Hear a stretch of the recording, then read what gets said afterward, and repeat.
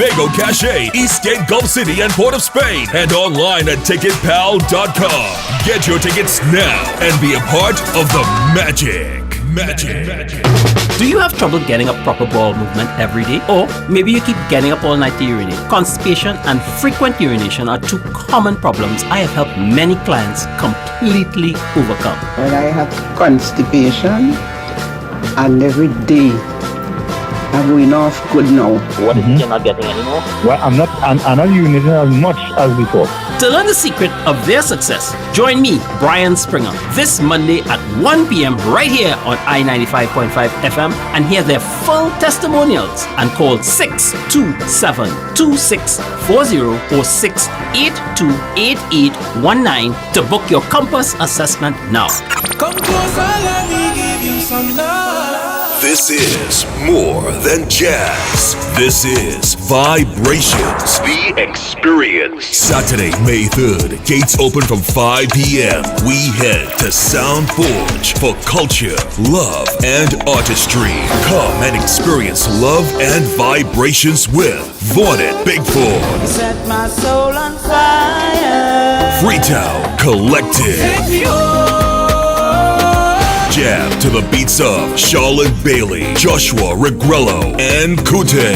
And sing along with Jaron Nuss and many more artists. Early bird tickets $300 are now available at Cache, In Excess, 519 Restaurant and Prindellas, or online at islandetickets.com or call 771-2470 for more info.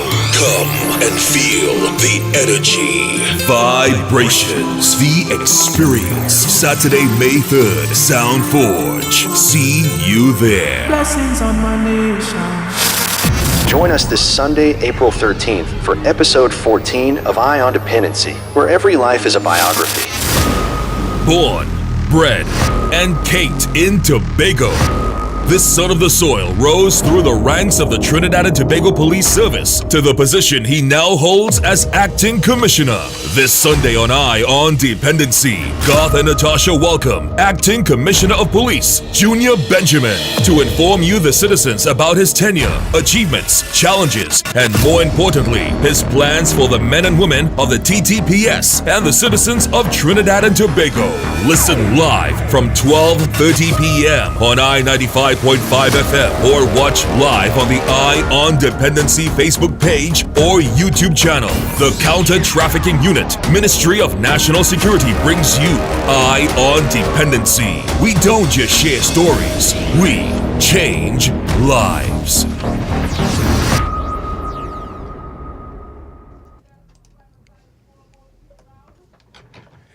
Good morning, Trinidad, and good afternoon, Trinidad and Tobago, and welcome to Dependency, right here on I-95.5 FM, live on the Dependency Facebook page and YouTube channel. Good morning, Natasha. Good morning. Good afternoon, Natasha. You see? Yeah. Good afternoon, everybody. Good afternoon, God. Yes, and to our very special guest in studio, please remember to like the live when you enter on Facebook and YouTube, and of course, welcome to our listeners on I-95.5 FM. Yes, and we hope you enjoyed that musical interlude that you had this morning with the Boothman and Brother Boothman and Roger and Dominic. So now we take it from here to a little more sober, getting to the reality of Trinidad and Tobago, which is the Trinidad and Tobago Police Service. And for the first time on 95.5, we have a very smiling and humble Commissioner of Police, Eye on Dependency exclusive. Yes, and we thank you so much for accepting our invitation, sir, and being gracious enough to accept and being here with us. Yes, thank you so very much, Garth and Natasha. Thank you so much for having me. It is a joy to be here, and to all the listeners, we're going to have a wonderful time today. Yes, and of course, informative, and the Commissioner has a lot to deal with today. We have a lot to unpack. You know, we're short by 30 minutes, so we're going to get right into it. First, let me introduce you to those of you who are not familiar with our present Commissioner, Mr. Junior Benjamin. Born in March of 1971, had been a member of the Trinidad and Tobago Police Service since 1989. He assumed the duties of Acting Commissioner of Police on February 6, 2025.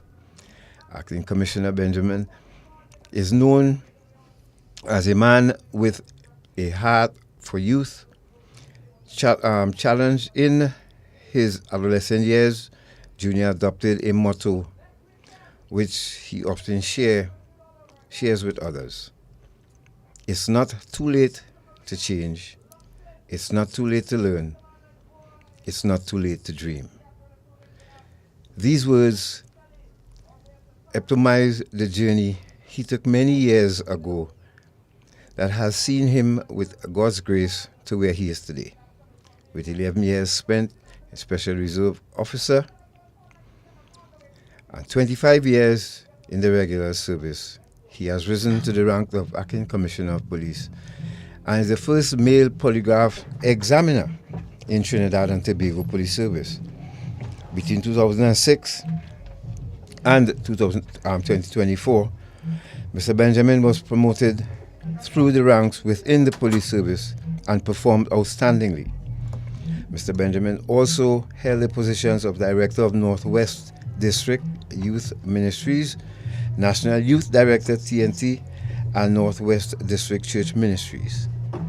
Director at present, he is qualified attorney at law, pastor of the Cathedral of Excellence, and assistant bishop of the PAWI Northwest District. Mr. Benjamin is the husband of Maria Padilla Benjamin and is the proud father of Janine Marie Benjamin, who is 10 years of age. Mr. Benjamin is also a motivational speaker who seeks to challenge young people to awaken the giant of greatness from within so that they can change their world. Mr. Benjamin holds a master's in business administration from Bedfordshire University, 8th in theology from the West Indies School of Theology, a BSc in management studies, honors from the University of the West Indies, LLB from the University of London, honors, and LPC from Staffordshire University. Acting Commissioner Benjamin is known for his strong leadership skills, collaborative approach, dedication to community engagement, and is committed to fostering a safe and secure environment for all residents and citizens of Trinidad and Tobago. Mr. Benjamin is a Commissioner of Police for all, and I'm sure that this was abbreviated. We thank you very much, sir. And we have so much things that we don't know where to start unpack with you. So, but first of all, Shawman, you visited Tobago. Tell us about that. How did you feel to step back in Tobago as a son of the soil, but this time as commissioner? Yes, well, Garth, I'll tell you, it was really a very overwhelming feeling. And even the very thought of coming back home, I think as a child, when I grew up, you probably see yourself as just, an ordinary person, and that you could probably just be the average. But even going back there, I recognize, again, it's so important to have a dream and to know that with the help of God, you can really make a difference. So going back home, as I met with, first of all, the officers there, and also, going back to my primary school. I remember one time sitting in my primary school, and I was not really the brightest child in the class. I tell people I used to come 23rd, and I even broke a record. I came 32nd. And that's I tell people, when you look at me, probably for some they see success, but I've recognized that it was the grace of God that has brought me through, and also a strong determination, because in the midst of failures, my parents always have given me some basic training that has helped me today, and that's why the saying remains true. It's never too late to change, it's never too late to learn, it's never too late to dream, and it's never too late to make a difference. Those are the things that helped me to be where I am today, so I thank God for that.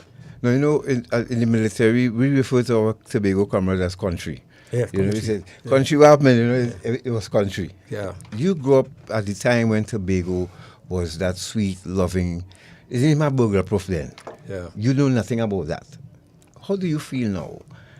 about the state of As a Tobagonian, As a Tobagonian, going back now as the Commissioner of Police. Yes, and it's really when I look at Trinidad and Tobago on a whole, I recognize that times have changed, and even going back to Tobago, even from this point, I told people, and sometimes I don't really talk much about it, but the truth is, when I actually did my exam to be a special reserve officer, I failed the exam, and I was so depressed, and then I got a call saying that, hey, Mr. Benjamin, we need 35 people and we only have 33, so you're the highest failure, come back up.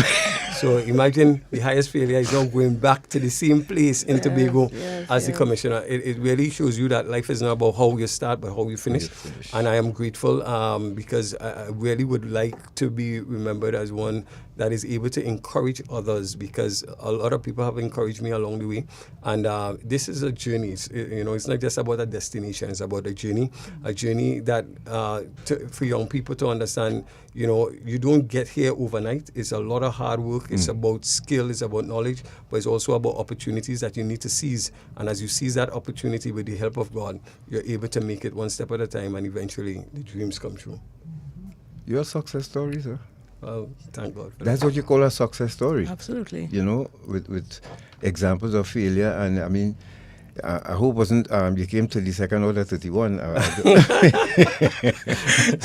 So let's go to the video. Let's go to the video A, and let's show, here on Independency, we like we always believe the proof is in the pudding, and we like to show you. So for those of you who missed it, compiled by your hard-working comms unit. Yeah, hey, let me. Can I just big Please them up? do. I mean, I think Tobago Police Service has one of the greatest, in terms of our corporate communication. Ms. Archie and Ms. Lewis, and even all those at the AVU, tremendous officers. And I think that we have so many talent. These officers really, they do things that really showcase the police service. And I take the opportunity to tell them thanks, because so many times we in this work, you could work and you're not getting the thanks that you rightfully deserve. I think that these officers has done tremendously well within the service. And I just want to say thanks. Really do appreciate the work that they're doing. And as they continue to do the work, we will continue to ensure that we work those plans and make TNT better. What's so significant, Commissioner, is that Joanne Archie supposed to be on a cruise somewhere, relaxing. And Joanne continue to give her service and her life to the Trinidad and Tobago Police Service and Trinidad and Tobago by extension. And I would honestly say that she's one of my mentors. I remember just going and talk with Miss Archie, and Miss Archie would always give me the time of day where she would share with me. I would say, "Ma'am, how far you think you're meeting this job?" She was only an ASP then, and I don't know. I remember those days because I was just so in awe that a person would be so humble to just speak to me. And these are persons that really continue to build me and motivate me, and I'm grateful even in terms of at this stage I have other persons as well who continue to be mentors to me, and I'm grateful. I constantly speak to Commissioner Williams, Commissioner Jacob, different persons who have continued to pour into my life, and even their deputy commissioners and ACPs and even junior officers. I just continue to learn every single day from these great men, and I'm thankful for their contribution. And as they point to me, I'm just a vessel to receive so that I can point to others. And let's not forget, she's from South, Cookie. Let's go to the video short, right? So this is the commissioner. I couldn't help that. She's a South girl, born, bred, and kicked. Tobago, the island of warmth, resilience, and a strong sense of community. The It was in this welcoming spirit Tobago that was the like. newly appointed acting commissioner of police returned to his birthplace for the first time since assuming office. From the moment he arrived, the commissioner was met with open arms, reflecting the deep pride and high expectations of the people of Tobago. It was a wonderful experience coming back home. As I visited my primary school, Scarborough Methodist, it was so wonderful to see, the boys and girls. The atmosphere was really charged with those young children, that their seeds of greatness that it was inside of them. And it was really a wonderful experience talking with the children, even after taking out the pictures. And I think that above all, I was just really thrilled with the talent that was there in the Scarborough Methodist School. But it fills me heart with philanthropic joy for welcome the acting commissioner. We boy, we school at the envy at the whole of Tobago. Is right here, Mr. Benjamin did born and grow. Is here, he get his primary education. So we so glad for you. You never forget where you come from. And we feel so proud for now. Now, you are the cream and the crop. As I went to Signal Hill, again, I think the exuberance continued, and I really appreciated entering into the atmosphere of Signal Hill Senior Comprehensive School. It was one of those schools that really made a difference in my life, and I was really touched to see the talent that was displayed by the students, and also the songs, the bands, as well as the attention given even while I was sharing. The students really appreciated, the thoughts that was expressed, and I really want to just really wish them all the best, because I think if they really take heed of what was said, they can really grow from good to great, and that is what I want to see in those young children. A significant highlight of the visit was the official opening of the Earl Arthur Library at the Shervan Road Police Station. The Commissioner expressed deep gratitude for the generous book donations and encouraged officers to make full use of the resources available to sharpen their skills and broaden their knowledge. It's important for me as a Commissioner of Police to meet with these officers and let them know what is my vision, hear what are their concerns, and at the same time, let them know that what they do matters. And as we continue this journey, let's do it together, knowing that once we work together, there is no mountain that we cannot climb, and there's no valley that we cannot get over. Safety and security remain top priorities for Tobago's business sector. In meeting with the Tobago Chamber of Industry and Commerce and the Tobago Business Chamber, the Commissioner assured business leaders of the Trinidad and Tobago Police Service's commitment to providing a secure environment that fosters growth and economic stability. He also encouraged the members to continue partnering with the TTPS. On Tuesday, March 18th, the Commissioner paid a courtesy call to the Chief Secretary of the Tobago House of Assembly, Farley Augustine, and the Minority Leader, Kelvon Morris. I had a one-on-one with the Chief Secretary, and also I had that engagement with my officers. The Chief Secretary was really moved by the work done here, and I want to commend at this time, ACP Tobago and also Senior Soup Eli for doing a tremendous job here in Tobago in keeping down the crime situation. I want to encourage all the officers on the island to continue to build that posture of one of safety and security. We met with the Minority Leader, and we were able to share with him what we are doing as the Trinidad and Tobago Police Service. And as I look forward for the future, I'm certain that we will continue to see a greater synergy to ensure safety and security on the island. Together, we move forward towards a safer Tobago.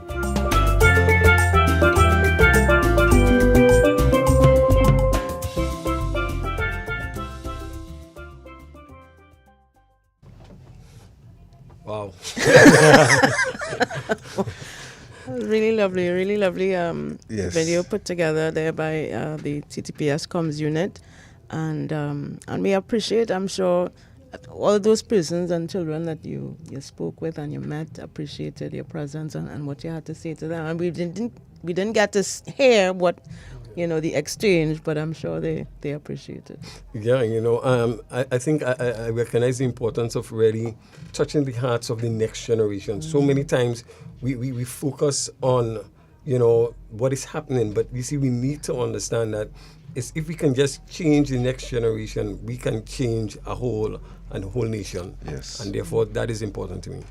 So, Commissioner, before we take that further, let's start with your vision for the TTPS. I know you every leader comes in with their vision. What is your vision for the TTPS? Well, I'll tell you that. While that might be so, I would tell you, for me, I think one of the greatest mistakes that we've made over the years is where everybody comes in with their new vision. I want to build on what is already there. I think that I'm standing today on the shoulders of great commissioners of police, and again, I endorse, those who have gone before.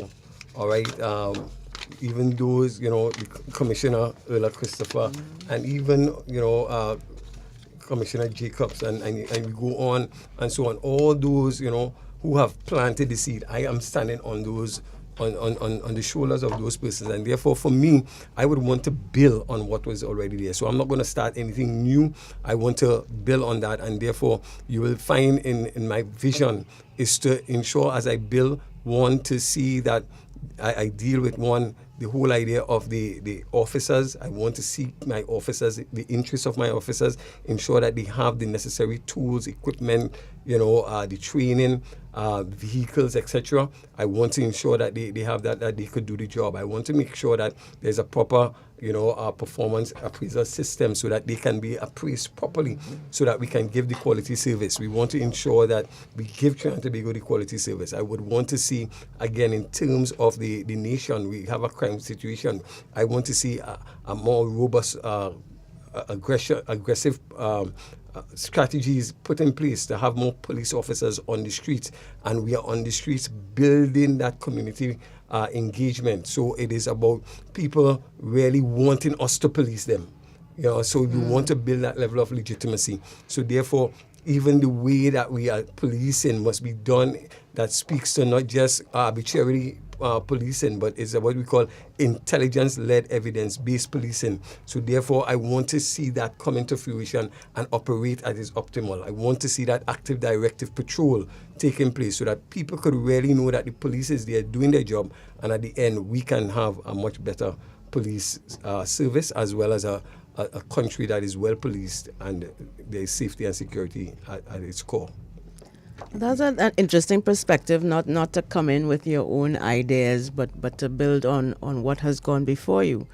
And in your role as commissioner now, having been in the service for a number of years and seeing how the police service has been seen by the public and the level of trust that the police service has, what do you think of the importance of your role now as commissioner in terms of leading the service to achieve the vision that you just articulated? I think it's very critical because, there's something about leadership. It said leadership knows the way, goes the way, and shows the way. And therefore, for me, I think that it starts with me. Yes, and I'm saying I am here to serve, not to be served. So therefore, I look for ways to serve my deputy commissioners, my ACPs, my divisional commanders. I want to serve. When I'm dealing with them, at the end, I had a sign on my door when I was the DCP operation. It says, "Knock, how can I serve you?" And on the next side of the door, when you're leaving, it said, "Just as I have served you, go serve others." And that is really, for me, the message. We are police service, not a police force. And therefore, we must serve. And it starts with the leader. The leader must be the example that he wants to see. And therefore, for me, it is about being the example. It's about me serving. And therefore, as I serve, I believe that, there's a nice saying that says, an army of sheep led by a lion will always defeat an army of lions led by a sheep. Yeah. And therefore, I believe that, that's what I want to be. Right. That is who I am. But the only thing about the police service, I think, is that it's really a lion leading other lions. So I'm just you have to really be, a true lion to carry the people to where they want to be. But you know what? I must say you're a lion that knows when to be humble and when to roar. Because because when I approached you in public, you were so, welcoming. You were so humble. You will never think that you're the commissioner, who displayed that kind of humility and actually wrote down your number and napkin and say, let's do this. And that impressed me, and we really want to thank you for that humility that you display all the time. Now, your organization now facing the most challenging period of its time, right? I know there were some successes, and we're going to show you the members of the public, some of you ask a question, so then what benefited us? What did this SOE benefit Trinidad and Tobago? Well, the police service did their work, because we have the proof here this afternoon to show you, in seizures and guns and drugs and all of that. But before you do that, could you tell us, maybe you could still rehash what brought on the SOE, but leading up to this now, tell us, about this SOE and how did the police service fare? Well, first of all, the SOE started because of the increase and the high murder rate that we were facing in 2024, and the fact that there was a threat of greater uprisal taking place if something drastic was not done. And therefore, the SOE was brought on, and at the end of the day, we can say even now that we have seen the benefit of the SOE, because at the end, when we look at the situation, because of the SOE, it gave the commissioners certain powers, and by extension, police officers, so that we are able to, go into places once we know that there are firearms and so on, and we are able to arrest individuals and take possession of those firearms and ammunition that might be there. I think it also opens the door for us, again, to deal with certain things very decisively. The TTPS was able to capitalize on that, in that we were able to start to have various operations. Even to date, we have, in terms of our operation, we had at least 5,182 operations. That in itself is speaking volumes to the fact that we were operation machine. Wherever you turn, we had police officers in the various divisions really going out there and really doing what I call targeted operations. We want to continue, and those are some of the lessons that we are going to continue to have, some more targeted and purpose-oriented operations. And in those operations, we were able to at least arrest at least 4,033 persons to date. And again, probably even more might happen today. We don't know. But again, we arrested at least 4,033 persons. And I think for me, more so is that we were able to have 203 firearm seizures. When you compare that, if you call every firearm at least, lives that has been saved, that is real lives, you understand? Compared to the wrongs, we had at least 4,329 wrongs that were seized as well, assorted ammunition. The police officers, we were outside there, and this is only basically in the first quarter of the year. And to me, that level of drive really speaks to the fact that the officers really committed themselves, dedicated themselves, and I want to take the opportunity to really thank my officers for going out there. I'm talking from the deputy commissioners to the ACPs to the divisional commanders, right down to the frontline officers. They were outside, and some of them, they came out of 2024 on, having really worked, because we were trying to keep down the crime situation to come into this and still be able to do this sort of and get these sorts of results. I think is really human service, and I really want to commend them at this time as we continue to look for after the SOE. If you're just joining us, you're listening to Dependency, and we are very grateful to have in studio with us our Commissioner of Police, Mr. Junior Benjamin. And let's we take one more question, and we go to a break and come back and show you the work of the police service during this SOE, what they do, because it comes to an end today. Ironically, I was saying, like, this has to be divine intervention, because to choose this date to come in, I had no idea. We had no idea. We weren't thinking we're going to end up there, so it's time to have the commissioner in. No, it just happened that way. So. No, well, coming out of what you've just described in terms of the successes of the police service, coming out of a successful, you would say, carnival season, and the demands that have been placed on the organization for those two major national activities, the resources would have been stretched as you've described. Can we expect to see the same level of engagement and interdiction going forward? And I'm saying yes, and not just that. I would say you can see much more. And the reason for that I'm saying is because, one, I think that the police service, the TTPS, we recognize that where we are right now, if we do not keep keeping on on the the gas. hello, we are going to lose this thing. Crime is not static, it's dynamic. And if you do not always try to keep ahead of the game, you understand, we are going to see this thing fall apart. So therefore, we've worked too hard to see this thing fall apart. My officers, I'm constantly, keeping them attuned in terms of our ComStat meeting. And I want to really, again, just thank the divisional commanders for really holding it down and ensuring that their officers are constantly motivated. There are those that had some challenges with the leave. I tell people that the issue with the leave right now is that we have not restricted leave. We want it to be managed, and therefore everything is going to be on a case-by-case basis.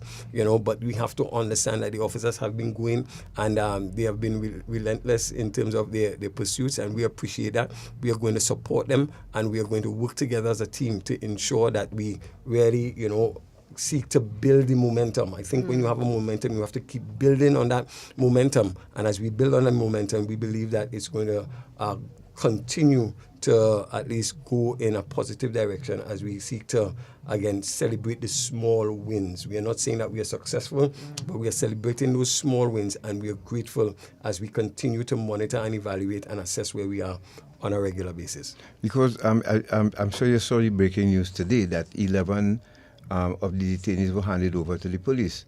What should we expect coming out of that? But certainly the reason for that is that from the very inception, the aim was to turn as much of those preventative detentions individuals to ensure that we have cases where we are able to charge those persons. We had at least, we're hoping at least 14 persons or so might be charged coming out of that. And the rest, again, is not that we are not going to charge them, but as we continue to turn that intelligence into evidence, and that evidence must reach the threshold that is needed to go before the court. As we get that, we are going to at least go after the others. Wonderful. So, Shoban, let's take a break.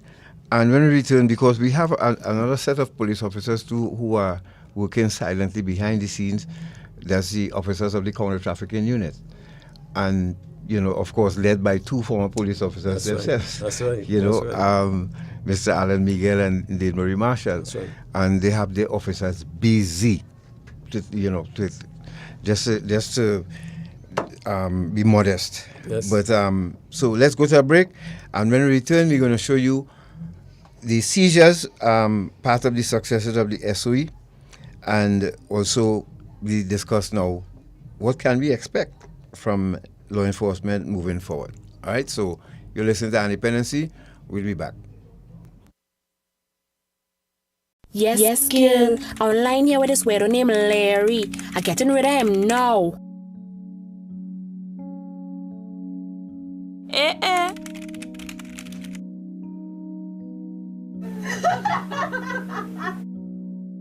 Let's take a selfie. It looking good, boy. I putting it online. Hey, I thought you say you went to the beach with your parents. Who's you? It's me, Larry, from online.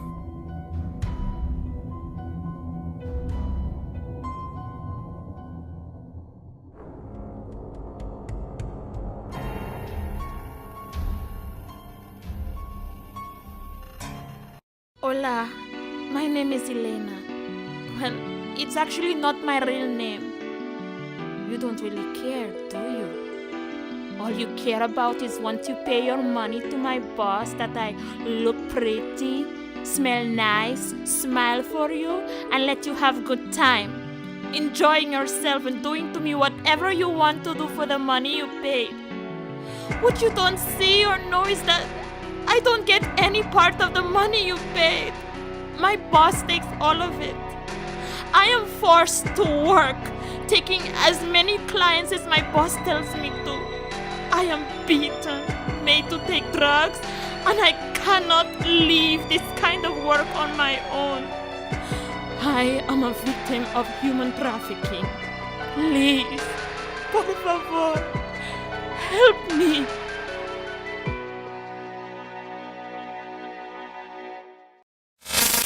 Join us this Sunday, April 13th, for episode 15 of Eye on Dependency, where every life is a biography. Born, bred, and caked in Tobago.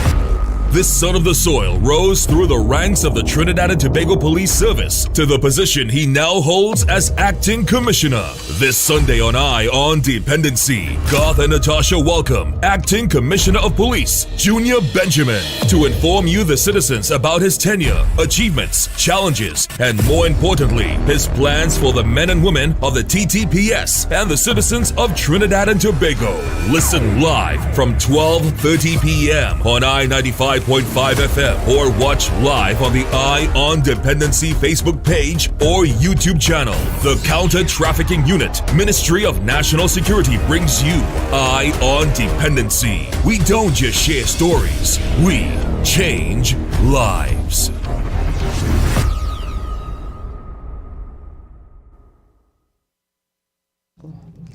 Thank you for staying with us. This is Eye on Dependency. For those of you tuned in online on Facebook and YouTube, please drop a like on the live. It really does help the show. And good afternoon again to those of you tuned in on I-95. Our guest this afternoon is the Acting Commissioner of Police, and Eye on Dependency exclusive. We have Mr. Junior Benjamin in studio, and he has told us a little bit about his role, his new role as commissioner, and he started to talk about some of the small wins, as he says, for the service during the SOE. But we have some images to show you that are provided, of course, by the comms unit of the TTPS of some of the guns and ammunition and drugs that have been seized by the TTPS during the SOE. Yes, I remember, if you're having problems on Facebook, as we normally do on a Sunday, please just jump over to the YouTube channel. It's EYEON Dependency on YouTube. All right, so Commissioner, you can talk us through. Let's go put up image E, short man, and let the Commissioner explain and tell us, about these seizures. This was part of the successes, Commissioner. This had, of course, a lot of intelligence-driven work, and to crack down and get this. There was a very large haul, some 507 million, I think. Yeah, we had like two or three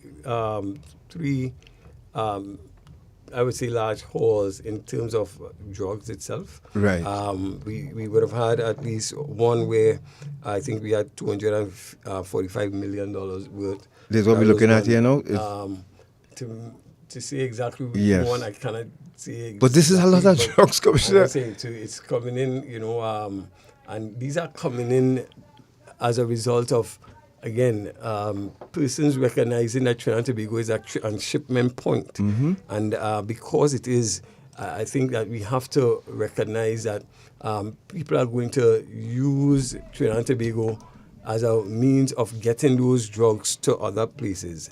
And what you recognize is that it's coming through, and again, because of the intelligence that has been given to us, again, through our Special Ops department, and also through our collaboration with external partners, we are able to gather that information. And again, when those things come to hand and we are able to seize the opportunity, we are able to get some of these heavy busts. We also had a situation, I think, on the 4th of April, around there, where we had at least 136 million, again, in terms of marijuana, high, pressed marijuana.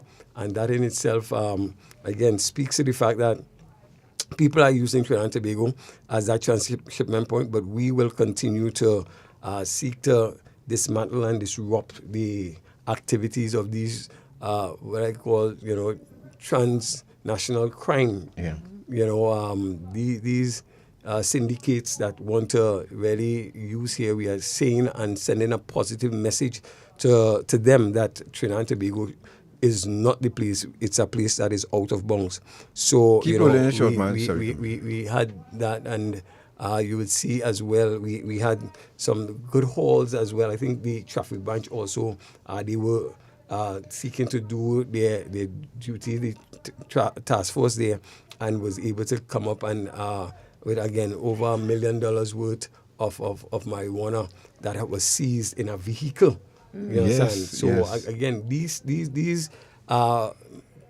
large sums of marijuana and sometimes even smaller sums that we've had did not just walk. It is persons are using it and using vehicles to get there, and we are using our intelligence to get there. Look at the stash. Yeah, Look at this stash. It is amazing, huh? And the officers who did a basic traffic stop, and the officer, like, his nose started tingling, and he said, "Hey, let me look further into this vehicle." Yeah, and that's the thing, and this is what we talk about. Even in terms of training of our officers, we seek to encourage them how to develop that keen power of observation. So anything that is looking, funny, as the officer stopped, he saw something to the back that was not looking right, he asked the individual to come out, and upon examining the container, it had in it a large sum of marijuana, compressed marijuana. And it's really amazing, that these things are passing right on our highways and so on. Absolutely. And sometimes we're not recognizing that even the innocent person that looks innocent might not really be that innocent. So that's why I am in full support of when we have these roadblocks, and sometimes people think that we just creating traffic. Inconvenience. You understand? Sometimes we need to have these things in order to speak to the these situations where we're able to intercept these drugs as they move in. And I think it's important to Commissioner for the TTPS to explain to the public so they understand the chain of command, so to speak, so that Trinidad and Tobago is a transshipment point, yes, but some of the drugs are going to stay here. They are going to move around the country. They are going to be, because when people see seizures like this, they want to see arrests as well. They want to know who are the big people, who are the people importing the drugs, who are the big fish, so to speak. So it would be helpful for the TTPS to explain that this is how the transnational crime works, and these are the low-hanging fruit, as we want to call them low-hanging fruit, but these are the low-hanging fruit, and in order to catch the big fish, we have to gather enough evidence to trace not just the drugs, but the money as well, and all that is entailed in terms of really arresting the chain. And you see, there's a difference between dismantling and disrupting. And sometimes these are the things that you call to create the disruption. Because, again, when you talk about, just $245 million worth of marijuana that has been seized, that's a serious dent in somebody's pocket that you will find somewhere. Somebody else might have to pay for that somewhere, and so on. It's going to disrupt the operation, and also probably even cause us now to be able to be able to at least seize the moment by having more evidence somewhere along the line to be able to charge an individual. But nevertheless, we are not daunted when sometimes we get the seizures and we don't get the individual.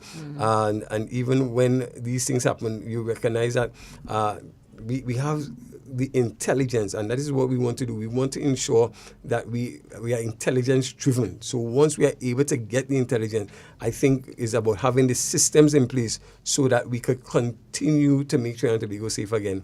Once we have those intelligence coming in on a regular, real-time basis, we are able to execute, because intelligence must drive your operations. And when your operation is driven by the intelligence, you understand that you're really making an impact in the long run. We had at least 2 other situations where we had at least 10 firearms hauls, and I think one was 11 as well. And again, we had in the northern north, under Senior Swoop Maynard Wilson, where they was having that surveillance on an individual, and because they were able to use the level of training. It is a wonderful story how they were able to do that. But through the training and the surveillance that they did, they were able to wait patiently. You understand? And that patience resulted in at least 10 firearms from one individual. And we have those. Before we go to that, Garth, I just wanted to ask the Commissioner to stay on the topic of the drugs, just to ask about what he thinks of the role of law enforcement in terms of the prevention side, because we do have an intervention by the courts in terms of the drug treatment courts, so that the police can instead of arresting someone for use of or possession of drugs and having them do a prison sentence, they can be diverted to the drug treatment courts. What is your position, or what is your view on this aspect of law enforcement as it relates to the drug trade? I think that when we talking, drugs and so on, we need to have a holistic approach. It talks about one, crime prevention, crime suppression, and crime intervention, and we have to balance those three areas carefully. So therefore, we have to start to do crime prevention, and that is why we go to the schools, because we recognize the youngsters are the ones that they are recruiting. Yes, and the gangs are starting to go in the schools, and therefore we are now going into the schools, and we are doing our part to deal with that. We are also saying, as we deal with crime prevention, we have the youth clubs, the police youth clubs, and different things, so that persons can once again have the young people being more active, so that they can become more productive citizens of Trinidad and Tobago. And therefore, the crime prevention becomes very much an important part. Suppression is what you see here in terms of the results, where we have the whole idea of crime detection and crime conviction and so on. But I think that the intervention strategy is also very important. The reason why people are finding themselves there a lot of times is because they don't have jobs and so on. So we need the ERS, I call them the ERS, and I call the ERS as the community leaders and the social workers and the stakeholders. Those I call them the ERS. If we have those persons coming on board with us, we would be able to take back our communities. And therefore, I think that each community must have their leaders to rise up and say, I want to take back my community. And with the help of the police, together, I am saying we can make a tremendous impact in this thing. If you're just joining us, you're listening to Dependency, and we have in studio here with us Mr. Junior Benjamin, Commissioner of Police, spending a little time with us this morning. So I'm going to go back to the images, and let's continue. We could focus on the weapons now, and some of these weapons and money that was seized as well by our police service, and there's various exercises during the SOE.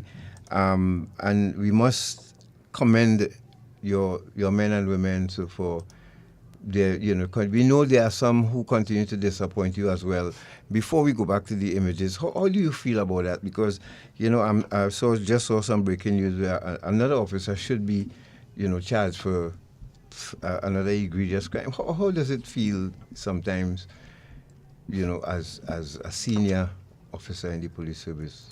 Well, I tell you, you could never feel good. You could never ever feel good, because this is not what, when you join the service, you want to see, and even as a leader, you want to hear. Yes. But at the same time, I feel a sense of solace that the police service does not hide in terms of law and order. No one is above the law. And even our very own, once you are found in folly, we are going to deal with you. And I am big on zero tolerance in terms of police corruption and police indiscipline. There must be a zero tolerance. If we are to uphold the law, we ought to start by being good examples. And therefore, if police officers find themselves in that situation, I am saying we are going to deal with that decisively, and we are going to make absolutely no apologies. Let us look bad, but let it be that Trinidad and Tobago know that the police service that I am going to lead would be one that will stand up for integrity, because integrity is doing the right thing when no one else is watching. Yes. And therefore, if you cannot stand up for integrity, you do not deserve to wear this uniform. This uniform speaks of pride, and the center part of pride is integrity. And I think it's like my fingers. You understand? PRIDE, the one that stand up with the highest is I. Integrity. Show me integrity, and I show you a good police officer. Well said. You wanted to share something with us, as we have the images of the guns and ammunition. Yes, yeah. So I was just saying, yes. So we had at least 2 halls where we had at least 10 or 11 firearms. And again, we also had a situation where we had thousands of dollars found on I think in one of our seizures. These, it clearly shows us, and again, you will recognize that we have both local currency and foreign currencies with us. So it means that these persons are being paid and having, it's a lucrative job. We are going to ensure that, again, we have the financial investigative bureau that will deal with these things where we have the finances there, and they are going to play their part in really having the level of forfeiture and so on. These are monies, I'm saying, when we get them, it must go back to the state or somewhere where we could be able to probably even try to see if we could develop, greater initiatives so that we could counteract these situations. But certainly, the police service, we are dealing with these things very decisively. For me, very concerning is the number of high-powered weapons that we are finding. It means that the more that we are seeking to close the gap by taking them off the streets, because of the borders that are open, we might find them. I tell people, if you have a house and there is no fence, it is easy for anybody to come in. The first thing that you need to do, if you really want to get security, you need to fence the place, and then you seek to ensure that you train your dog. You understand? So we are going to do our part by ensuring that we really try to deal with that which is inside, while I think the government is putting the necessary things in place as we continue to work with our law enforcement partners to ensure that the borders are secure. We have our own coastal unit that, again, we are seeking to ensure that their tools and the equipment, the ships are up, and we are working on that at this time. So, again, we want to do our part in seeing how we can preserve the borders as well. I'm looking at this, the stash of weapons and currency we'll have on screen here now, Commissioner. And I'm thinking, apart from these weapons these are to protect the drugs that are coming in here to destroy our people. Just this morning, I got a phone call from a friend again about another young person who is going through psychosis for their first smoke of marijuana, for cannabis. And these folks out there spiking these drugs, giving it to our young people. And I keep begging them, we keep begging them here, once you walk through that door, you're not sure to return, especially now. Commissioner, speak to your people again for me, please. Yeah, and I think that many times a lot of young people, they allow the peer pressure to get to them. They believe that, that if they try these things, that it is going to carry them at a high, and sometimes not understanding that with that high comes a greater low, and the higher you go, the greater the fall. Yep. So again, it's so important that we have the community leaders. We have to understand that, again, when a person finds themselves in these situations, a lot of times we bash them and that kind of thing, but what we really need is for the community leaders, we need the business persons to come, because a lot of them find themselves, especially young people, they have no jobs and different things, unemployment. A lot of things are creating that there's a breakdown in the home. Sometimes we need to go back to those things, and I'm saying it is important that we try to understand really what is the root cause of these situations.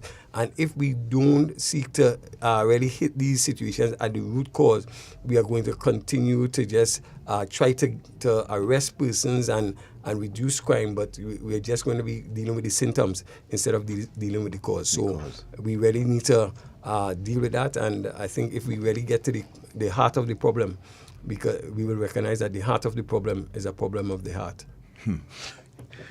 Well said. So let's go to a quick break. You're listening to Dependency, and we have in studio with us Commissioner of Police, Sir Junior Benjamin, and we'll be right back. Stay right there. We have more to show you, more to discuss with the Commissioner before we end at 2 p.m. Stay right there. Slavery, a terrible time in our history. The kidnapping, buying and selling of people for profit, the exploitation of another human being. It still exists today. It has a new name: human trafficking. anyone can be a victim. There is forced labor, sexual exploitation, and domestic servitude. Human trafficking is a worldwide problem and an emerging concern for us here in Trinidad and Tobago. If you know of or suspect human trafficking activity, call the Counter-Trafficking Hotline at 800-4CTU or 800-4288. Human trafficking is a crime. Identify it, report it, stop it. A message from the Counter-Trafficking Unit of the Ministry of National Security.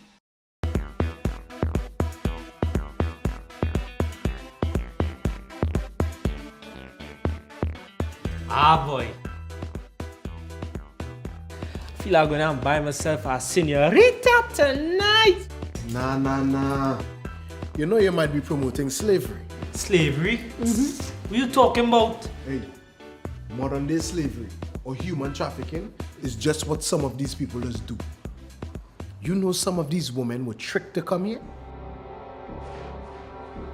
Some are held against their will, abused, and even beaten. Most times the girls don't even see any of the money that is paid for them. And every night, they just have to come out looking nice and sexy for somebody like you. Human trafficking is a serious problem and a serious crime. Persons who solicit commercial sex services may be contributing to human trafficking. A message from the Counter-Trafficking Unit of the Ministry of National Security. Do you want to support our work at ION Dependency? Here are 3 ways to do so. You can make a donation to the ION Dependency account at Republic Bank. You can follow the ION Dependency page on Facebook. You can subscribe to the ION Dependency channel on YouTube. Liking, commenting, and sharing the live on a Sunday also helps. Thanks in advance for your support.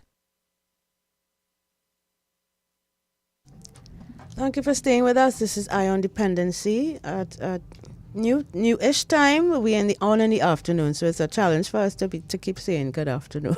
We keep saying morning. But good afternoon to you if you've joined us on I-95.5 FM and as well as our viewers on YouTube and Facebook. Please don't forget to like the live when you enter. And subscribe as well, please. And subscribe to the channel, follow the page. Now remember, this is just temporary. At the end of the election, we'll be back to 10 to 12. However, Commissioner, election is on the 20th of April. Mm-hmm. Now, you all just came from a successful carnival season in the midst of an SOE to boot. And of course, you would have had a drain on the resources and all of this, right? No. Now we have an election coming up. Yes, now you have an election coming up, and the workload is going to continue. And plus, well, you know, apart from everything else that the police have to deal with, Easter weekend coming up, all of these things. Tell us about the end of the SOE going into the election. What plans do the TTPS have? Well, as we go, first of all, we recognize that the election would be upon us. And as an astute leader, I ensure that, understanding the seriousness that this election would pose, I actually placed a goal commander in charge, one who I believe is responsible and has been there before and could ensure that, put the necessary things in place. So DCP Operations, DCP Kurt Simon has been placed as the goal commander for the elections. And I can tell you I've been in at least one of those meetings where he has already started to meet with the necessary, with all the parties and letting them know as relates to the elections and the orders what is expected of them. And that is one of the things that we're going to start to do. We believe in that collaborative approach where we're able to speak to persons and, you know, there was quite a number of parties there. I can't tell you exactly how much, but I was able to listen in for a while. And as he went through and the persons were sharing their concerns, we were able to take those concerns and we are going to work on that. So we are hoping that we're going to have some more of that where we are able to share with parties what is expected. And as we are doing that at the same time, we are hoping that as we address the concerns that we should at least have that open door policy where they can share the problems they're facing. We recognize that we have this thing where recently there's these thugs that want to pop their head up, and just recently it was sent to me to some concerns along that line. Yes. Now, are you concerned of what you're seeing? Because like I said, I saw a video with one party, supporters from one party, actually intimidating and let's say, what to jack up the supporters of another party. Could you speak to that and tell our citizens, please, about their behavior during this time, because it's going to intensify as we get closer? Certainly. And I want to say that the Trinidad and Tobago Police Service, we are taking a zero tolerance on that kind of behavior. No party owns any place in there. Trinidad and Tobago belongs to the citizens of Trinidad and Tobago, and there must be a freedom for all persons, all parties to use the nation's roads and places. And therefore, where we're seeing these things popping up, we are going to deal with it very decisively. Immediately, when I saw a video that was sent to me, I was able to send that video to the divisional commander to deal with, and the divisional commander did assure me that she would deal with that very assiduously and quickly as possible. So we are expecting to see that situation being averted and at least being addressed very quickly. That being said, we want to encourage Trinidad and Tobago. Please, this is a time when there must be a level of discipline, probably tolerance as well with other parties. So therefore, I want to encourage all the different parties. Let us, do what we have to do in a level of decency, order. And we are saying that the TTPS, we are going to be outside there as much as possible to ensure law and order. And therefore, where persons have violated the law, we are going to deal with it decisively. No, Natasha, just 1 second. Mm-hmm. So let's say this is our party headquarters here, and Party A, and I support in Party B, and I decide to pass on this road here to go to our next location. But I personally, and of course my speakers blaring a waving flag and all of that, nobody in this building could not stop me or insist that I use another direction and all of that. And if that happens, how do I respond? Having or denied access to government road. Right. So I'm saying once it's in the road and the permission, the necessary permission is granted for the person to use the speaker and to pass, I am saying that you have the right to pass. No party could stop you. The road belongs to the Commissioner of Police, and the authority to use the roadway is primarily that of the Commissioner of Police that gives permission for those things. Right. And therefore, I am saying when persons go outside of those limitations to at least try to show some ownership, I'm saying you need to make a report to the station, and the TTPS, we will deal with that situation. But please, the worst thing is to try to go into a confrontation. And I think that is what is happening. What we recognize is that even nearly there are 3 areas that we recognize we having homicides in, and one of those things are altercations. We have gangs, altercations, and drugs. Very close in terms of the percentage.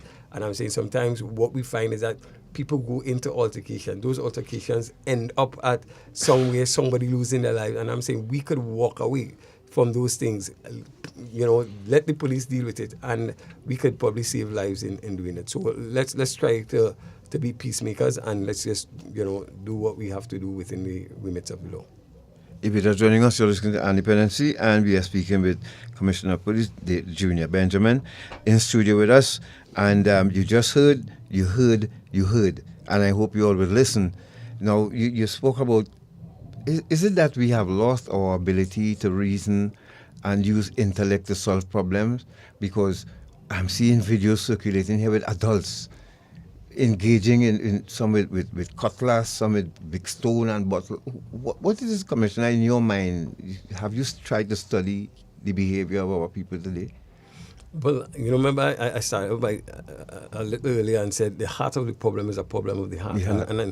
And I believe that when we look back, man by nature, that sinful nature is very much aggressive in terms of protecting himself, you know what I'm saying?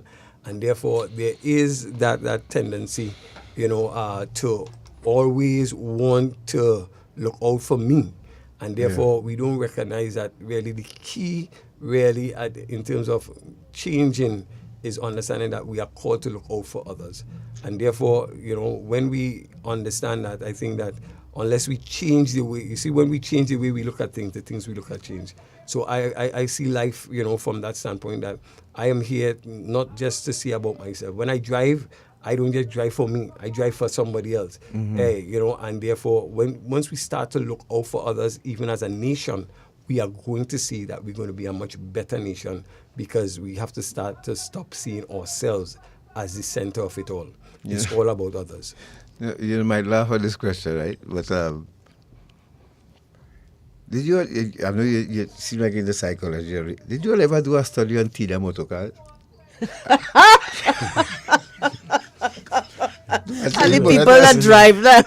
Commissioner, listen, like every time I hear about a drive-by, I expect him to be like what is this going on? The heart of the problem is a problem with the heart. Problem with the heart.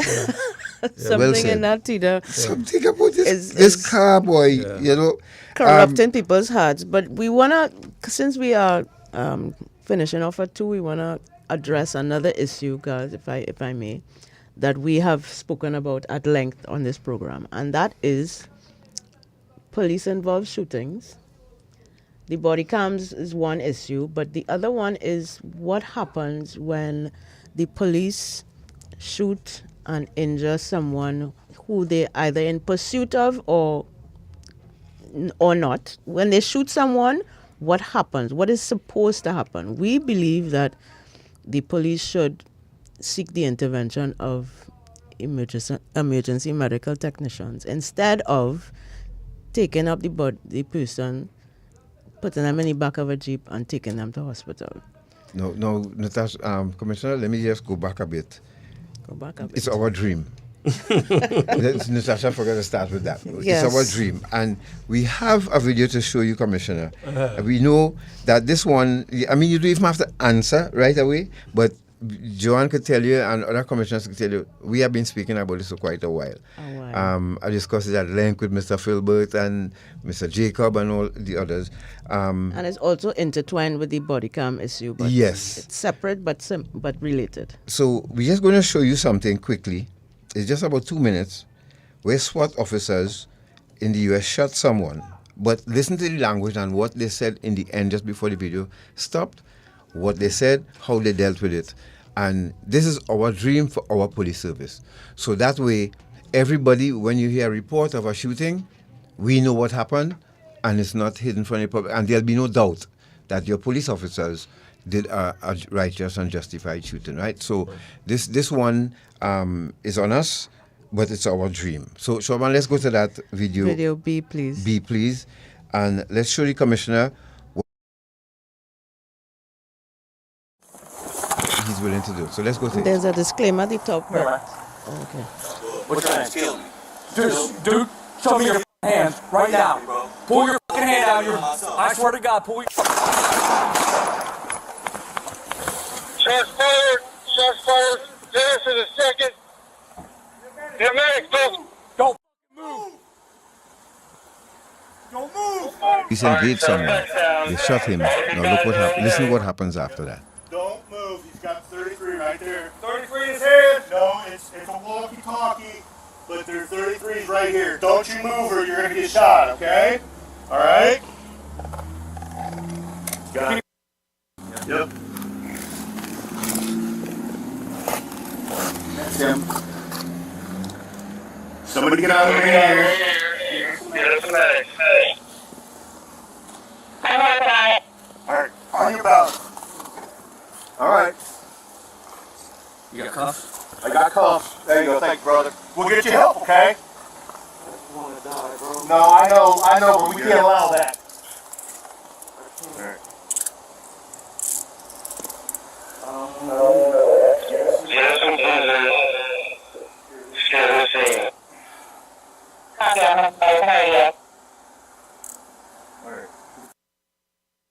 get him in the car. He did too. Right. Okay. You good? All right. You good? All right. I know. All right. Listen to me. Listen, I gotta roll you off. I gotta get you up on your side, okay? I gotta get you up on your side. All right. Where are you at, bro? Yep. All three legs. It's all hit right here. I know he's hitting his arm once. Need a medic here now. Where's the Okay, we got him.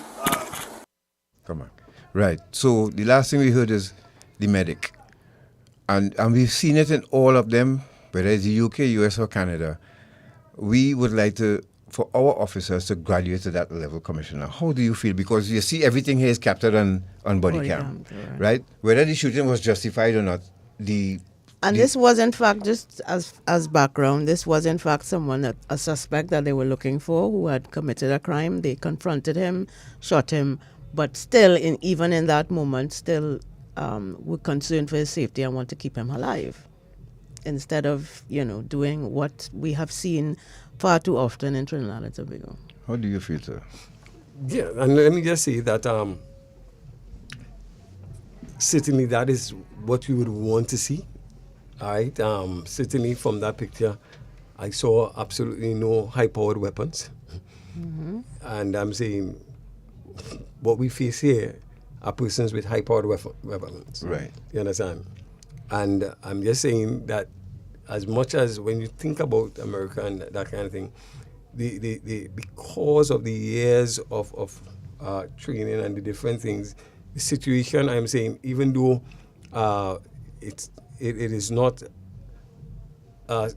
similar to that of Trinidad and Tobago, we are developing our officers into that. And I'm saying that Rome was not built in a day. We are putting those mechanisms because I'm saying that we must have the necessary tools and equipment for our officers.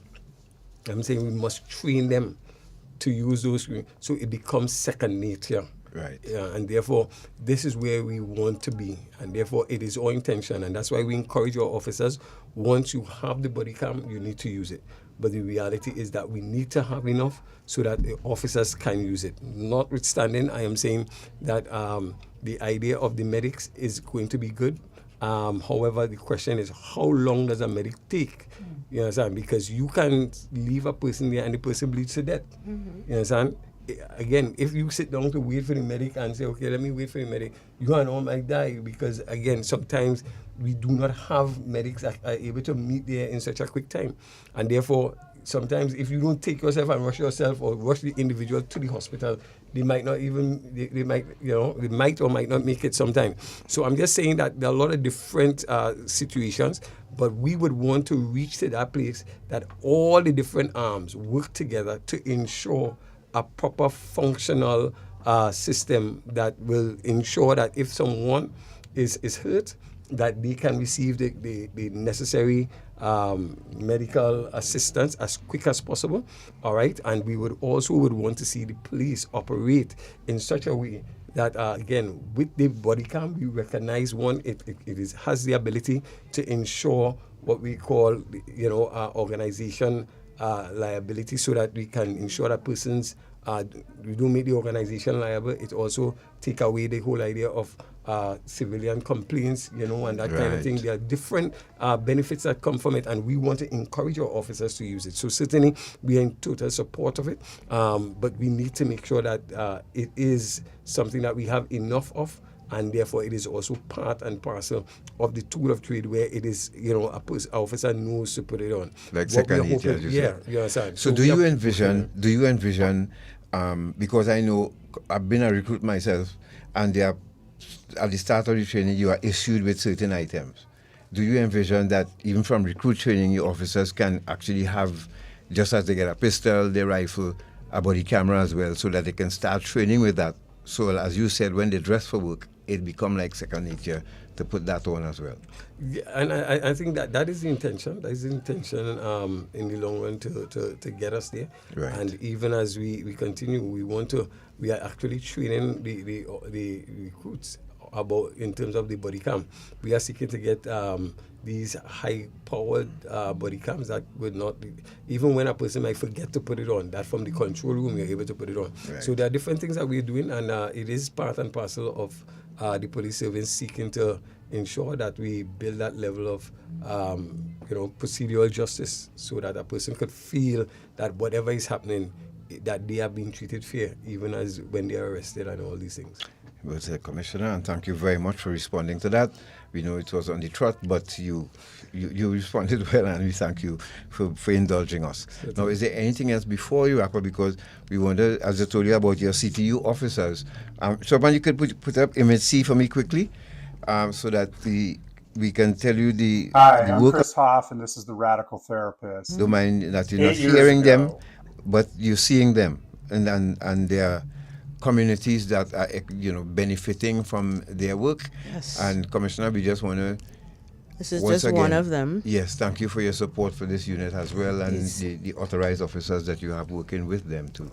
The CTU has launched a month-long vocational training program for victims of trafficking, aimed at empowering these victims through skill building and psychosocial support. The program began on the 5th of April with a sewing and nail technology class, continued on Monday the 7th of April with a self-esteem workshop. Over 16 victims of trafficking are currently in the care of the CTU and participating in the activities, which will continue throughout the month of April.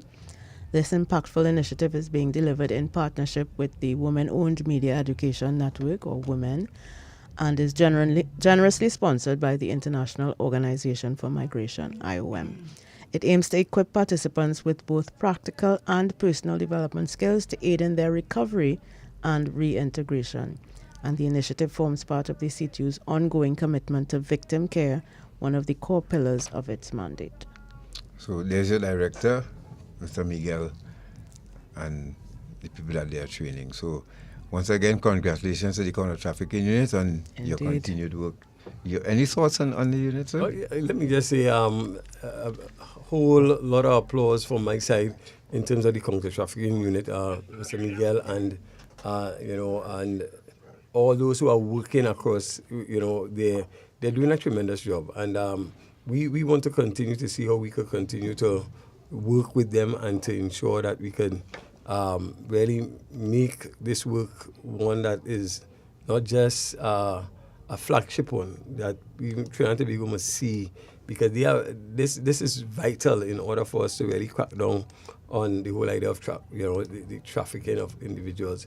So again, even what they're doing dealing with victims, I find is even more applauding, because you want to make sure that these persons are persons who understand that, there are more that you could do with your lives even in these situations. Yes. And therefore, I really want to applaud them with the initiative, and I hope that as they continue to move forward, anything that we could do to ensure that greater synergy, we will be doing that in 2025. Thank you very much, sir. So anything else you wanted to share with us before? Well, yes. Well, I just want to say, as we look into the windscreen of the TTPS going forward, I want to assure Trinidad and Tobago that we will be seeking to ensure greater security and stability of Trinidad and Tobago. One of the things that you will see coming up, hopefully this week, is that we want to have the reopening of the San Rafael police station. We opened the Brasso police station. We want to open the San Rafael police station. And again, the idea is that people are crying out. They want that police presence, and therefore we are seeking to do that. And we are seeking more and more to really build that level of legitimacy within, so that again we encourage stations even though you are in the community, we want you to be, not just in the community, but be, of the community, so that we want to ensure that persons become part and parcel of what is happening with the police, and therefore we want to encourage even persons who might be aware of what is happening in your community. We have station councils, we have different things, so that the community can be part of what the police is doing. We want to really build that sort of level of camaraderie, and therefore we want to just highlight that. Just in closing as well, as we are looking at after the SOE, we are saying that we are looking at the lessons learned. We are looking at the things, the outcomes, and the results that we had during the SOE, and what really worked and what didn't work. And therefore, we are going to take those lessons with us, and we are going to ensure as we look forward that we are going to see more and more that technology-driven approach. We have what we call the geofencing system that is coming on, where we are able to look after piling at least 5 years of crime into our AI. We are able to see what the hotspot areas. We are going to man those hotspot areas by having our vehicles and the GPS into a system where we are able to, man those systems, so that the response time to offences is going to be faster. We are looking at every area to see how we can improve the quality of service that a person comes. Very soon, I want to tell you, we're going to have what we call, I am calling it, customer oriented day, where we celebrate customers. Just for you making a report, you're coming in, hey, we having juice, we have things, hello, we're treating you special because you're important. Again, it's about just changing the atmosphere and understanding that the police service, we are here to serve. And therefore, we are bringing that level of service. And we're really saying that it is a new time, a new season, and we are going to be doing things, differently. But at the same time, we are doing it with a purpose in mind to ensure a better, safer, and a stronger Trinidad and Tobago. No, glad you said that, because I was now going to ask a question about the one-door policy. Is there still a one-door policy with the police service? There is, and it will always be. It is where you can go to any station and make a report. I recognize that there are a lot of, there's a couple of persons that have told me that they've done that, and sometimes they've been sent to the station in their respective station districts. We are saying no, and I'm going to be hammering that among my officers, that there is a one-door policy where you could make a report to any station. We are going to ensure that once you make that report, that it goes to the station, and a person will be appointed to investigate. We want to ensure that there's greater follow-up on a fact, so that a person, when you make a report, you must know that within 2 weeks or so, you get somebody calling you and telling you what is the latest. Yes. I mean, we want to get to that place where we really seek to increase the level of, of responsiveness to persons, so that people know that the police service is a place and is a one who cares. And therefore, I am saying people do not care how much you know unless they know how much you care.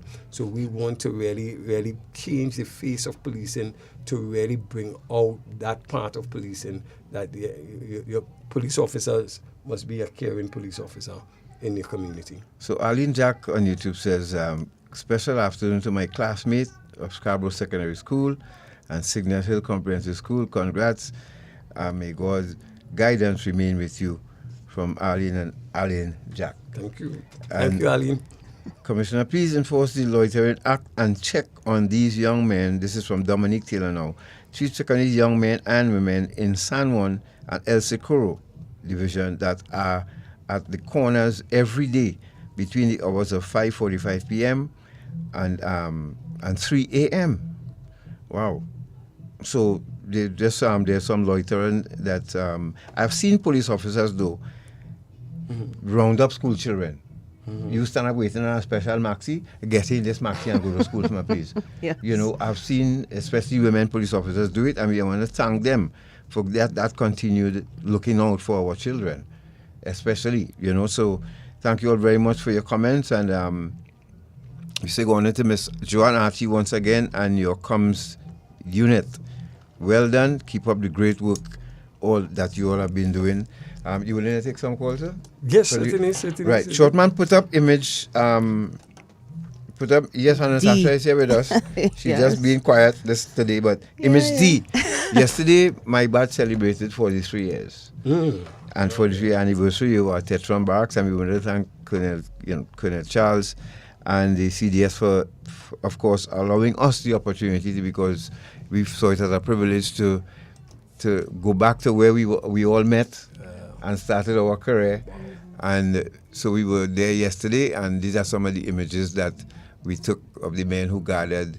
Lots of gray hair now. The tusses. But we had a good time. Yes. You know, so it was our anniversary, and we say congratulations to the batch of 8201.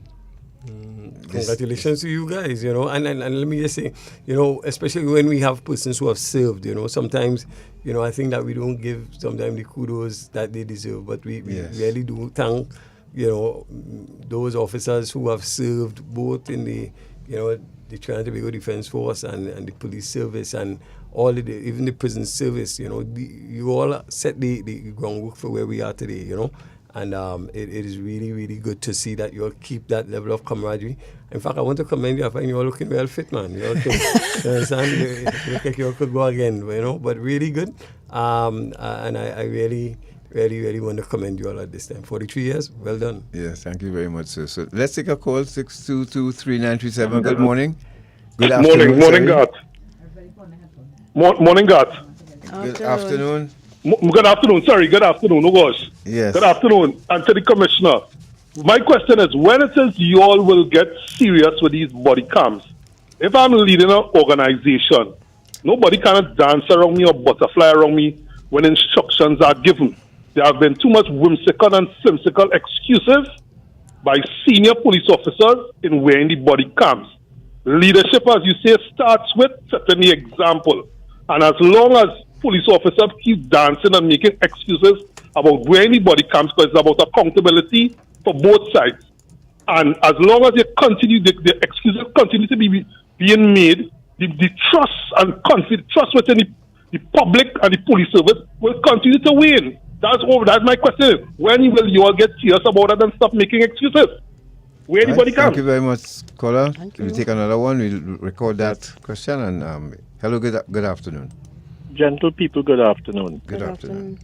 Mr. Commissioner, two quick questions. One, when or can you get external advice or partnership with other police departments, whether in the Caribbean or in the metropolitan countries, as it relates to increasing the detection rate and the conviction rate, where you all can exchange ideas and policies? We know that the officers go abroad for training and so on, but if it is you can share whether or not, without the need of the National Security Ministry, that you can bring in some of these officers, whether they're retired or not, to share their experiences with your local officers in terms of what is best practice. And also, are you aware that there are at least 500 derelict police vehicles in Komutu? God will know, on your way to Camp Komutu, there's a storage pile. It probably used to be down at the barracks. But at least 500 derelict police vehicles are in that compound, and you have to put officers there to watch over them. If you could comment on that, please, sir. Thank you. All right, thank you very much. Another call quickly. Hello, good afternoon. Hello. Good afternoon. Good afternoon, and good day to everyone in the studio. Hello? Go ahead, caller. You're live on the air. Yes, sorry. I want to make it very clear. I want to compliment the Commissioner of Police, because I don't think nobody debating on the Port of Spain area where they was able to shut down it and mean that stop the crime that was taking place, that they really targeted in that area. What they have done, I want to compliment them on that.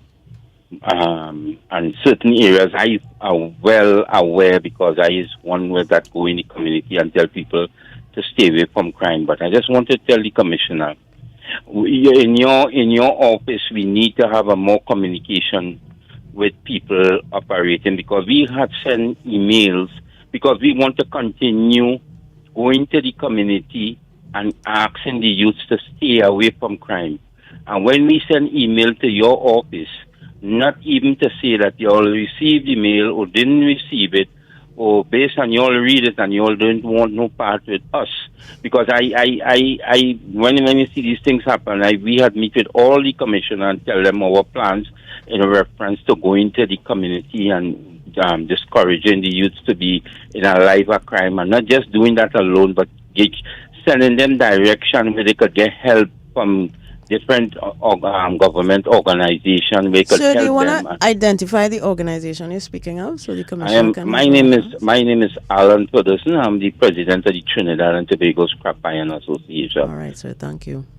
All right, and we continue trying to help the youths in the community, and that's what we and we getting real difficulties when we send the email to the commissioner office. No response at all. Okay, Mr. Ferguson. All right, thanks very much for calling. Ms. Archie is listening to as well, so I'm sure that will be addressed. We take one more. Hello, good afternoon. Good afternoon, pleasant good afternoon. All protocols observed. Good afternoon. Yesterday in the Lekito district, a man was attacked by a man who he had a restraining order against. The Mariah police responded, took the weapon that he used, which was a brushing cutlass, but the man was not arrested. Is that proper protocol, Commissioner, Acting Commissioner? Thank you for your question, ma'am. Thank you. Okay. Take one. The Hello? man Hello? restraining order against. Hello, good afternoon. Take off your radio, please. The Mariah police Good afternoon. Yes, sir. Please take off that radio. Take off the radio. Okay, you have 30 seconds. Go ahead. Yeah, good afternoon, sir. God and I'm Commissioner of Police here. And Natasha and Kamika is here as well. Go ahead, Natasha, please. good afternoon, Miss Good afternoon, Natasha. I beg to submit, God, that you all said that the heart of the problem is a problem of the heart, right? That's Commissioner's quote, yes? You all said so, right? Yes, sir. Go ahead. Yeah, good afternoon. But I beg to differ, sir. All right. Well, we could discuss that next week. Please Listen go to ahead. me. Thanks very much. Right, listen. Sorry about that, but Sorry, but yeah. we're running out of time and we want the commissioner to respond to some of the those questions, questions. right? You can call next week, please, God, when we discuss matters of the heart and the heart of matters. Commissioner? Yes, well, first of all, let me just say to Trinidad and Tobago, thank you so much for your comments. We do really appreciate it, and I do really appreciate it because this is how we continue to grow as an organization. Let me just quickly probably deal with the body-worn cameras. That is a serious concern, and I understand that, yes, there's a need. And please, we take this thing seriously. Don't think that we are not taking it seriously. I think that as we take it seriously, we really need to look at the situation, and I think that when we look at the situation, as we continue to look at it, there is a need for us again to one really get more cameras. But I am saying I understand the concern of the individual that we need to ensure that we have our officers outfitted with it, and I am even advocating that I need to see my senior officers leading by example.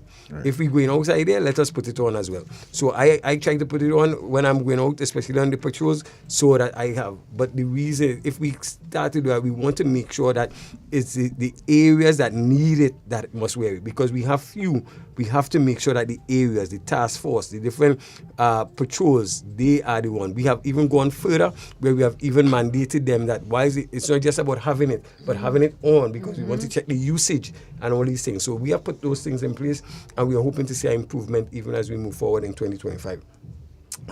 In terms of, a person talks about, I think, increased conviction and using external persons, and I'm all about that. I am right now. I am seeking to meet with the commissioners and deputy commissioner from Jamaica, different places that again they might have, again, because of what we are doing and the situation and circumstances they're facing, that we can share so much with them. I've met with persons from the St.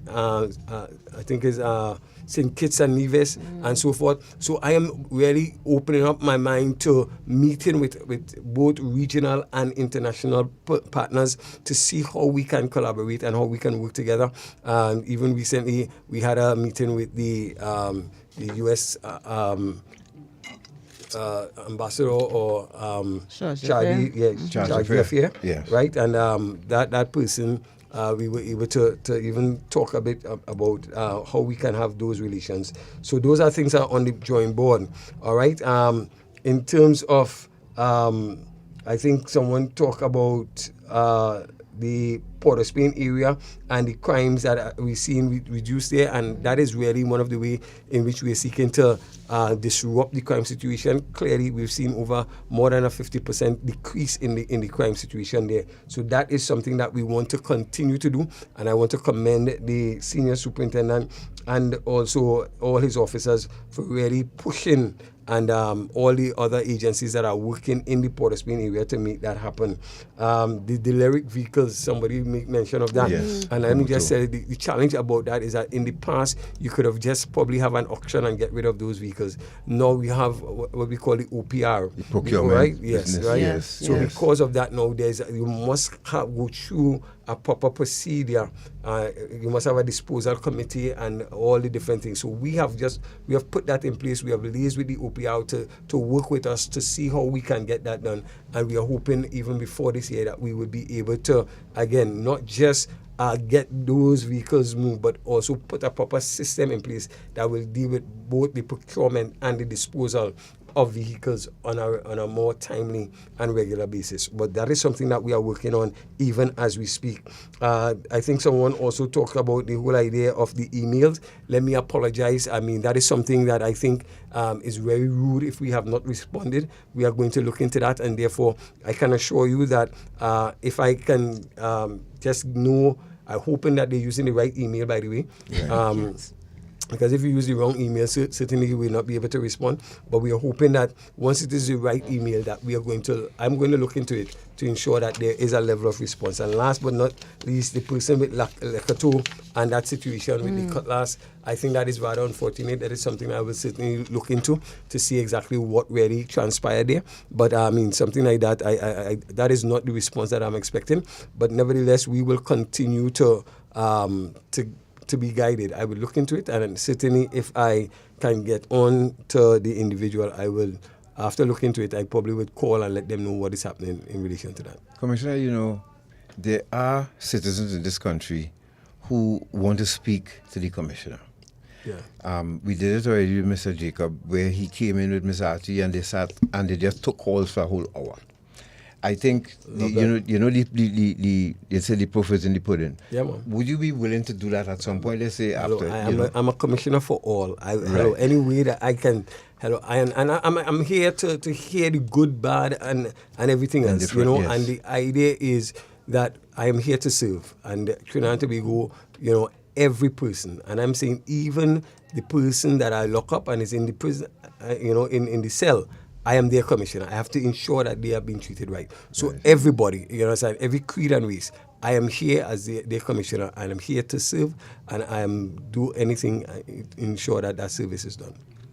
Ms. Asher, seeing that you close us off, please. Thank you. All right. Well, we want to thank the Acting Commissioner of Police. We know that you have a whole heap on your shoulders, and we are confident, based on this conversation this afternoon, that you have the support that you need to take us where we need to go. And we are here as well to for any time you want to come on here and engage with the public, answer our questions as you have done.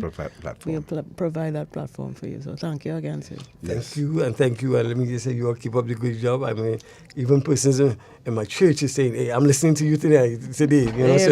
I mean, people are really listening, and you all are doing a fantastic job. So keep it up. And again, it was a privilege being here. Yes, and Roger Mohammed, bodyguard, says hello, and he wish you all the best, former sergeant. And young officer who's from the Coast Guard, Mr. Joe Field, he had some questions, but we would save it for when you on your return after the election. We will have you here. 2 hours yours, and we sit and talk to you. I'll be right here. Yeah, certainly. Commissioner, looking forward. God bless you. Thanks a lot. You've been listening to Independency, folks. That's it for us. Kamika, thank you for your service, and Tamika, keep saying Kamika. Tamika. Coming up next, the All-Inclusive Family Show with Mr. John Benra. So you all have a great day and the rest of the day and safe week. Good afternoon. All right. remember what you heard here. Keep it in front of your mind. Take care. Bye-bye. This is I-90.